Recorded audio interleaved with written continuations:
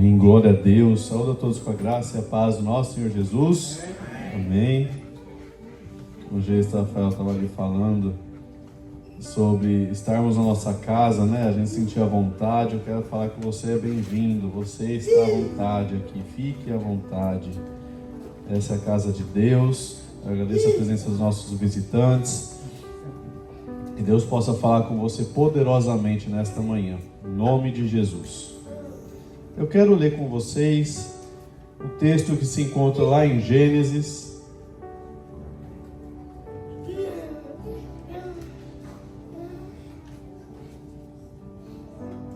Lá no versículo...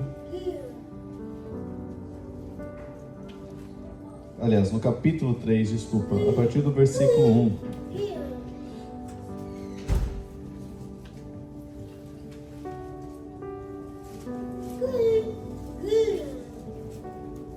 Esse é um culto onde nós celebramos a ressurreição do nosso Senhor Jesus. Esse é um dos cultos mais importantes do ano para nós, como cristãos, como aqueles que creem no Senhor Jesus como seu Senhor, Salvador, porque muitas vezes a gente foca, obrigado, Jacob, a gente foca no nascimento de Jesus, a gente celebra o Natal, né? E glória a Deus, devemos sim fazer isso. Mas não damos tanta importância para o culto de Páscoa, que é a ressurreição de Jesus. Ou às vezes a gente celebra o culto de Páscoa pensando na morte de Jesus. E não é esse o foco. O foco é a ressurreição. Morrer, todo mundo morre. Agora, Jesus ressuscitou e Ele nos promete uma vida eterna com Ele. E enquanto eu ministrava, enquanto eu pensava com o Senhor a palavra a trazer neste dia, Deus me trouxe aqui ao início, lá em Gênesis 3, a partir do versículo 1, vai falar o seguinte: a serpente era o mais astuto de todos os animais dos campos, que o Senhor Deus havia feito. E aconteceu que ela questionou a mulher: então foi isso mesmo que Deus falou? Vós não podeis comer nenhum dos frutos das árvores do jardim? Ao que declarou a mulher à serpente: nós podemos comer dos frutos das árvores do jardim, mas do fruto da árvore que está no centro do jardim, Deus disse: dele não comereis, nele não tocareis, para que não morrais. A serpente então alegou à mulher: com toda certeza não morrereis. Ora, Deus sabe que no dia em que dele comerdes, vossos olhos se abrirão, e vós, como Deus, sereis conhecedores do bem e do mal. E a palavra de Deus vai nos falar que a mulher então vai olhar para aquele fruto, vai admirá-lo, vai ver que ele parece ser um fruto que vai trazer sabedoria e entendimento a respeito de coisas que ela não conhecia, e ela vai comer. E não satisfeita, ela vai chegar ao seu marido e vai induzi-lo a comer também, até o ponto aonde Deus se apresenta ao homem, lá no versículo 9, falando: mas o Senhor Deus convocou o homem, indagando: onde é que você está, Adão? E o homem respondeu: ouvi o som do teu caminhar no jardim, e vendo que estava nu, tive receio, e por essa razão me escondi. Então Deus o questionou: e quem te fez saber que você estava nu? Comeste então da árvore que eu te proibi de comer? E o homem então responde que foi a mulher, e a mulher vai falar que foi a serpente. E eu quero chamar a sua atenção porque Deus faz uma sentença aqui. Por que nós estamos aqui hoje? Porque Deus fez uma sentença. O dia que o homem e que a mulher comessem do fruto do conhecimento de bem e mal, eles morreriam. E eles comem. E a pergunta que eu te faço é: alguém morreu naquele dia? A gente fala: não, ninguém morreu. Na verdade, uma pessoa morreu aquele dia. Um animal morreu. Se você for adiante, no versículo 21, diz o seguinte: fez então Deus túnicas de pele de cordeiro e com elas vestiu Adão e Eva. Às vezes a gente lê isso daqui tão rapidamente, a gente não para pensar o que estava ali. Deus faz o primeiro sacrifício, porque Deus traz uma palavra onde, se houvesse desobediência à vontade dele, o homem precisaria morrer. Quando o homem peca, Deus não vai voltar atrás na sua palavra.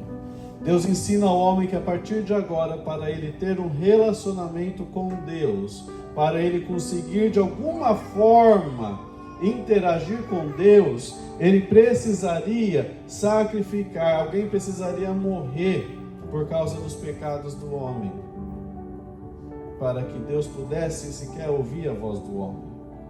E quando a gente vai adiante na palavra de Deus, você vai ver que os homens vão começar a sacrificar para ter relacionamento com Deus. Se você for um pouquinho mais adiante, nós estamos no capítulo 3, lá no capítulo 4 vai falar o seguinte, que Adão e Eva vão ter filhos, mais precisamente Abel e Caim, e aí no versículo 4 diz assim: Abel, por sua vez, ofereceu as primícias e a gordura do seu rebanho. Abel entendeu o que Deus fez no Éden e ele vai reproduzir agora para Deus. Então ele vai oferecer para Deus as primícias e a gordura do seu rebanho, ele vai oferecer sacrifícios para Deus. E a palavra de Deus vai falar o seguinte no versículo 4: Ora, o Senhor aceitou com alegria a Abel e a sua oferta. Então Deus olhou para aquilo e pensou, ele entendeu. Se você vai mais adiante na palavra de Deus, Deus vai se desagradar de Caim e da oferta de Caim. Nós vamos ter o primeiro homicídio, onde Caim vai matar o seu irmão. E Adão e Eva terão mais filhos, dentre eles 7. E 7 vai ser aquele que vai constantemente invocar o nome do Senhor. Até então as pessoas não invocavam o nome do Senhor. E ele vai continuar oferecendo sacrifícios a Deus. Se você for mais adiante, Gênesis capítulo 8, a gente vai ver a história de sacrifícios ao longo da Bíblia. Gênesis capítulo 8, lá no versículo 20, vai nos mostrar que logo após o dilúvio, quando toda a humanidade é destruída por causa do seu pecado, Noé sai da arca e a primeira coisa que ele vai fazer é construir um altar dedicado ao Senhor. Então Gênesis 8, versículo 20 fala o seguinte: Depois Noé construiu um altar dedicado ao Senhor e, tomando alguns dos animais e aves todos puros, ofereceu-os como holocausto, queimando-os sobre o altar. E diz assim o versículo 21: O Senhor então sentiu aquele aroma agradável da adoração. Olha só, o sacrifício era visto como adoração. Ele sentiu o aroma agradável da adoração e declarou a si mesmo: Jamais amaldiçoarei a terra por causa do homem, porquanto seu íntimo é completamente inclinado para o mal desde o nascimento. E nunca mais destruirei todos os seres aos quais há fôlego de vida, como fiz dessa vez. Deus então vai fazer uma aliança com Noé, e ele vai criar um arco que vai se aparecer no céu todas as vezes que chover, e ele vai chamar esse arco de Arco do Senhor. A gente costuma chamar ele de arco-íris, né? Mas o certo é Arco do Senhor. Então toda vez que chove, aparece no céu um arco colorido, que é um lembrete da aliança que Deus fez com toda a humanidade, de que ele nunca mais iria inundar a terra. E esse arco aparece para nós quando chove, mas para Deus está diante de Deus constantemente.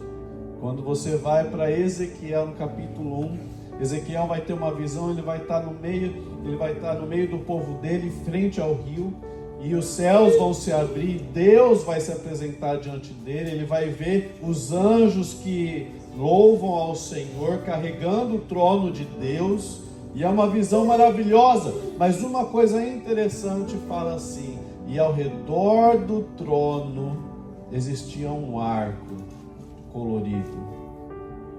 Era o arco do Senhor, lembrando o Senhor de que existe ali um lembrete para Ele não destruir a humanidade com água. E se você for mais adiante em Apocalipse, quando João olha para trás, ele olha para o trono de Deus, ele vai falar: e existe o arco do Senhor ao redor do trono do Senhor. Isso é para te lembrar de que Deus não se esquece das alianças que Ele faz com nós. Ele coloca um sinal todas as vezes onde Ele faz uma aliança. E esse sinal está em nós. Quando você vai então adiante, lá em Êxodo, capítulo 12.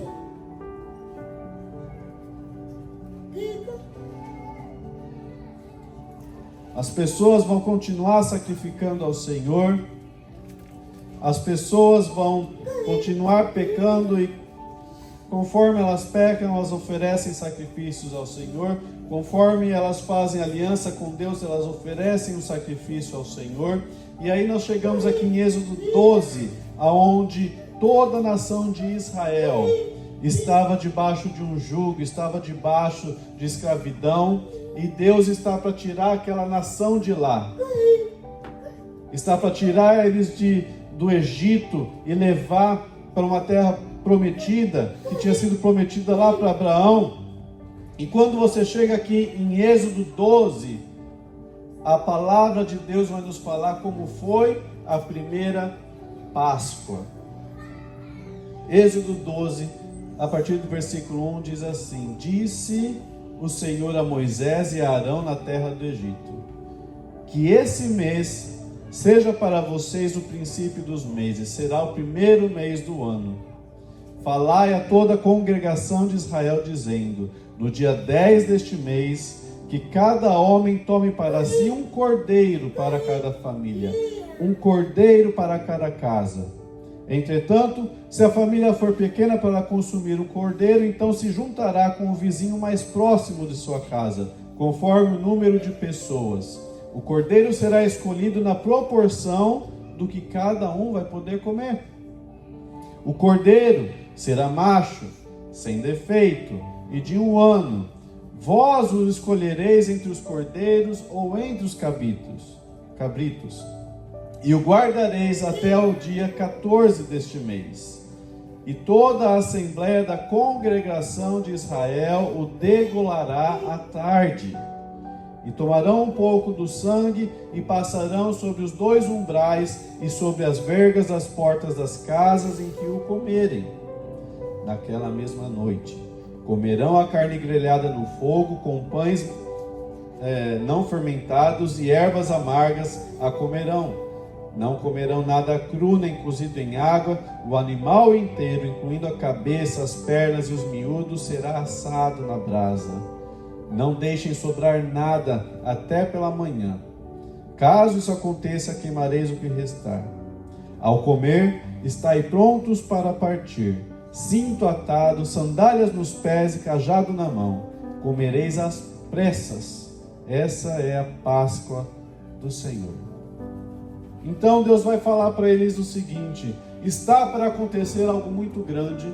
A promessa que eu fiz aos seus antepassados eu vou cumprir, mas para vocês experimentarem dessa promessa, vocês vão precisar participar da Páscoa. E essa Páscoa, cada líder de sua casa deveria escolher um cordeiro. Esse cordeiro deveria ser macho, deveria ter no máximo 1 ano, e ele não poderia ter qualquer tipo de defeito. E se você for ver o que nós acabamos de ler, vai falar que isso deve ser feito, a escolha deve ser feita no primeiro dia do ano deles. Deus estava mudando todo o calendário deles. A partir de agora, esse mês vai ser o primeiro mês do ano, e a partir do 10º dia desse mês é o primeiro dia do ano. Nesse dia, vocês vão escolher para vocês um cordeiro. E 4 dias depois, vocês vão matar esse cordeiro. Então, durante esses 3 dias, eles deveriam selecionar, no primeiro dia selecionar, e durante 3 dias observarem se esse cordeiro tinha algum defeito, se tinha alguma coisa ali que deixava ele impuro para o sacrifício do que Deus tinha para fazer. E no quarto dia eles deveriam imolar esse cordeiro, deveriam degolá-lo, pegar o sangue dele e aspergir sobre as portas, sobre os umbrais, sobre os batentes da porta, e entrar dentro de suas casas e comer o cordeiro. E não deveria sobrar nada. E se sobrasse alguma coisa, eles deveriam queimar o quanto antes. Versículo 12 diz o seguinte: e naquela mesma noite eu passarei pela terra do Egito e matarei todos os primogênitos, tanto dos homens como dos animais, e executarei juízo sobre todos os deuses do Egito. O sangue, lembra que a gente falou que toda vez que Deus faz uma aliança, Ele coloca um sinal, um lembrete? O sangue será para vocês um sinal nas casas em que vocês estiverem. Quando eu vir o sangue nas portas, eu passarei adiante ou por cima de vocês, e a praga da destruição não vai atingir vocês quando eu ferir o Egito. Esse dia, portanto, será para vocês um memorial, e vocês celebrarão como uma festa eterna diante do Senhor. Nas gerações por gerações o celebrareis por decreto perpétuo. Então, quando Deus viesse aquela noite, Deus ia vir com uma terrível praga sobre o Egito, onde todos os primogênitos iriam morrer. Deus fala o seguinte: quando eu vier e eu olhar aquele sangue na porta, eu vou passar sobre essa casa. Não entrarei, não destruirei ninguém, não morrerá ninguém dentro daquela casa. Mas quem não tiver o sangue nos umbrais, o Senhor entraria e iria matar o primeiro filho, o primeiro primogênito dentre os homens e dos animais daquela casa, daquela família. Agora eu quero que você se coloque no lugar daquele pessoal. Coloque-se no lugar de Israel, aonde você nunca tinha ouvido falar de Jesus. Toda a expectativa que você tinha, todo o conhecimento que você tinha de Deus era a respeito do que as pessoas falavam, e até aqui as pessoas tinham visto Deus fazer grandes e terríveis coisas no Egito, e agora eles deveriam matar um cordeiro, passar um sangue em volta das portas, entrar e acreditar que eles não iriam morrer, que os filhos não iriam morrer. Imagina você estando lá, fazer isso, e as pessoas nas casas aos lados começarem a gritar quando as pessoas morrerem. E a sua fé tem que estar naquele sangue que você não vê, porque está na batente da porta do lado de fora. Irmãos, da mesma forma hoje, esse sangue para nós é o sangue de Jesus. Quando nós aceitamos ao Senhor Jesus, Ele é quem nos marca. Qual é o sinal que Deus olha para nós, Ele lembra da promessa que Ele tem, da aliança que Ele tem? É o sangue de Jesus em nossa vida. E nós temos que crer que nesse sangue que nós não vemos, é o suficiente para evitar que todo o mal venha sobre nós. Que ele pode até chegar perto, mas ao chegar e olhar para o sangue, ele vai se desviar. Porque o sangue de Jesus é poderoso para nos livrar de todo o mal. Aí você vai adiante, João capítulo 1, versículo 29.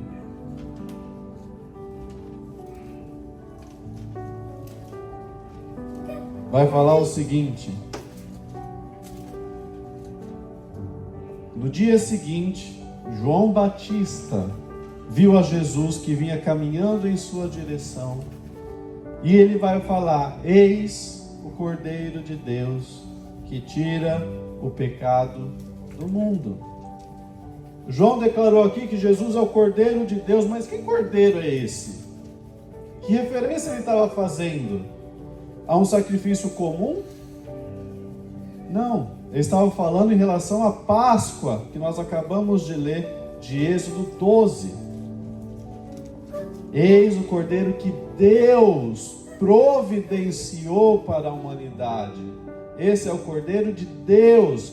Deus providenciou. Não foi você, não fui eu que fomos lá e escolhemos um cordeiro. Falamos, vamos pegar um aqui sem pecado, sem defeito, sem falha nenhuma. Não, Deus providenciou para a humanidade um cordeiro. E esse cordeiro teria agora a função não apenas de cobrir os batentes da porta, mas de tirar o pecado do mundo, o pecado que Adão e Eva permitiram que entrasse em toda a humanidade. E quando você vai mais adiante, João 19,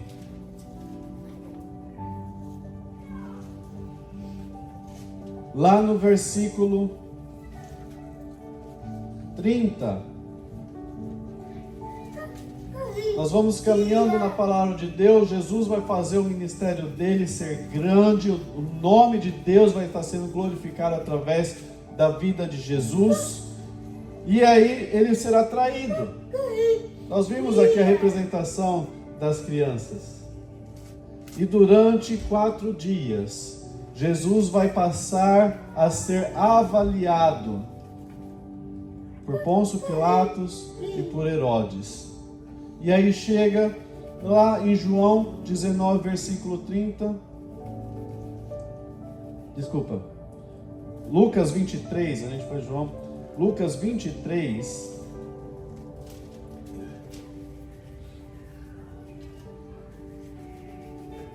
Versículo 4.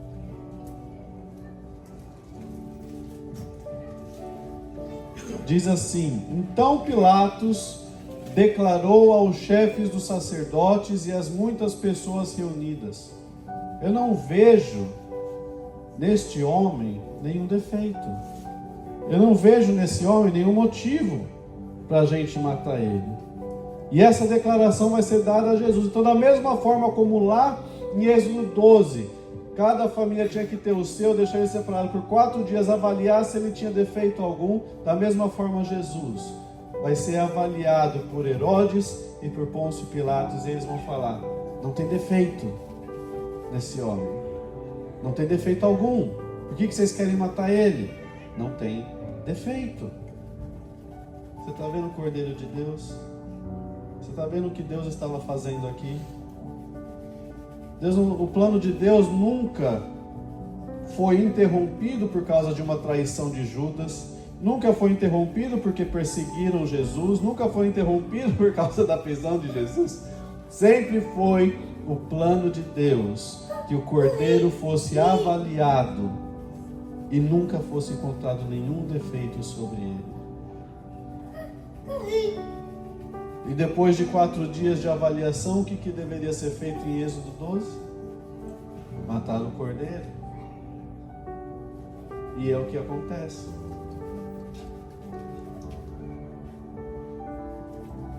Então, depois de ser avaliado, eles levam Jesus, sacrificam ele. E aí agora eu quero ler com vocês, em João 19, Jesus na cruz.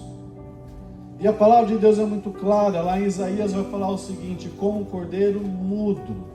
Jesus não chora, ele não reclama, ele vai, porque ele sabe que esse é o motivo pelo qual Deus permitiu que ele viesse ao mundo. E ele vai. E lá em João 19, versículo 30, quando Jesus estava já nos seus últimos momentos na cruz, diz assim: então, assim que experimentou o vinagre, disse: está consumado. E inclinando a cabeça, entregou o seu espírito. Essa palavra está consumado que Jesus fala no grego é tetelestai. E ela tem 3 funções, ela tem 3 significados.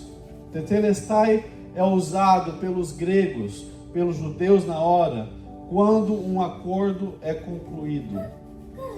Então, a partir do momento que você faz o contrato com uma pessoa, quando aquele contrato é terminado, se encerra aquele contrato, eles declaram tetelestai. Acabou o contrato.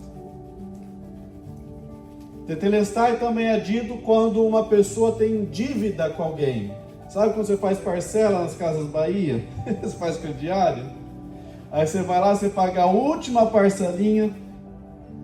O judeu falava tetelestai, foi pago.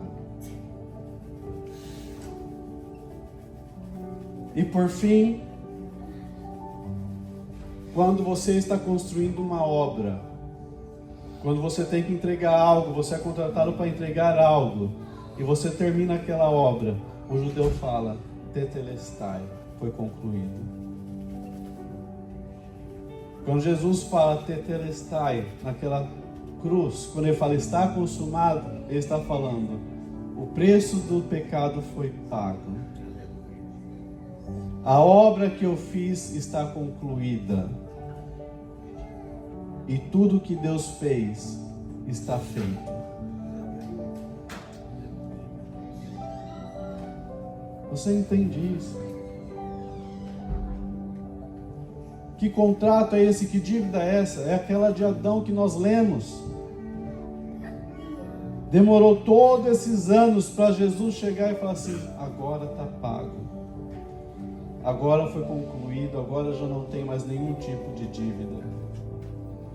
Isso é o que nós estamos fazendo hoje. Essa é a celebração que nós estamos hoje. Nós celebramos a ressurreição de Jesus.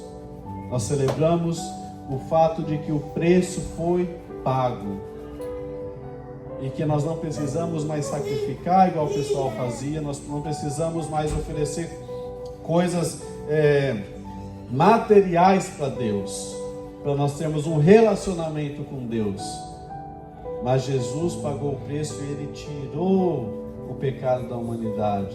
Aquela separação que existia entre nós e Deus não existe mais. Porque tudo foi pago. Tudo está consumado. Eu já queria chamar o grupo de louvor aqui em frente.